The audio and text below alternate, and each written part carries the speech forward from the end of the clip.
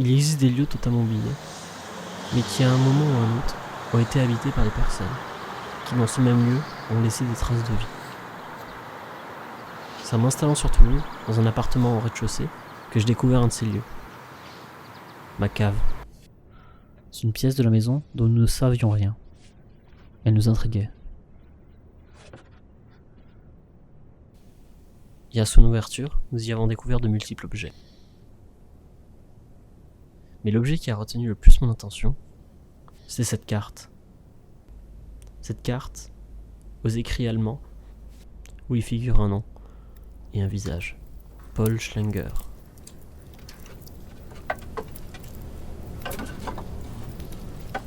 Qui était-il ? Quelle était sa vie ?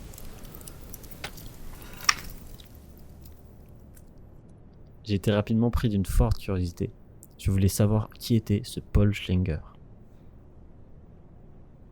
Sur internet, je me suis rendu compte qu'un grand nombre de personnes portaient son nom.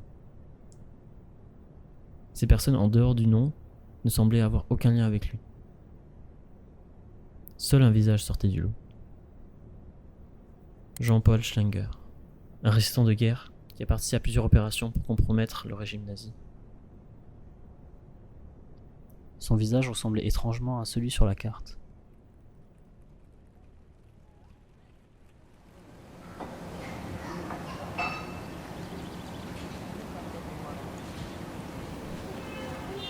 Un résistant médaillé a-t-il vraiment vécu de ma cave ?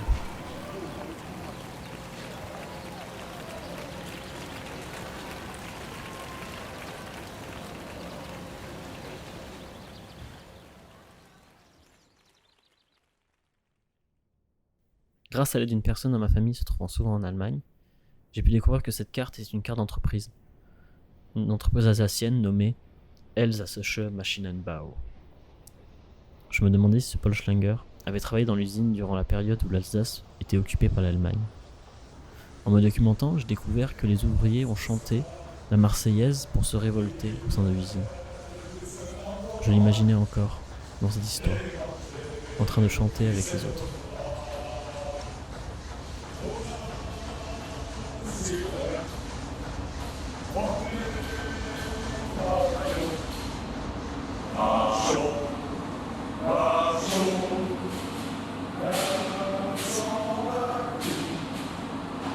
Ces recherches sur l'internet n'ont pas suffi à l'identifier, alors j'ai essayé de trouver d'autres indices dans la cave.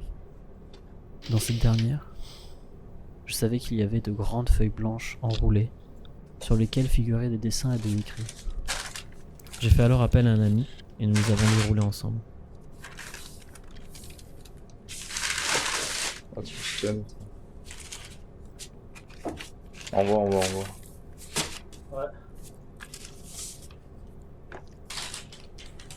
Et alors que je pensais que c'était la même personne présente sur cette carte qui avait écrit sur ces feuilles, j'ai découvert que les écrits dataient de beaucoup plus tard, sûrement par des propriétaires plus récents. Sûrement des jeunes en soirée d'ailleurs. Mais au-delà de tout ça, aucune information sur mon résistant. Alors je me suis demandé si je m'étais pas trompé. Si je m'étais pas trompé sur l'histoire de cette carte. Si des personnes qui ont vécu ici avant moi et après Paul Schlenger, comment est-ce possible qu'il n'ait pas retrouvé cette carte ? Comment se fait-il qu'elle soit restée au même endroit, exposée ? Je me demandais finalement si Paul Schlenger avait réellement vécu ici. Je me demandais si cette carte n'était pas finalement juste un objet laissé là par les anciens propriétaires. Le résistant de ma cave est mort. Il n'a sûrement jamais existé. J'ai sûrement inventé ces histoires pour répondre à mes fantasmes. Je ne peux qu'imaginer l'histoire de cette cave à travers de simples objets oubliés. Cette cave a sûrement encore beaucoup d'histoires à raconter. Et il me suffit juste de l'ouvrir.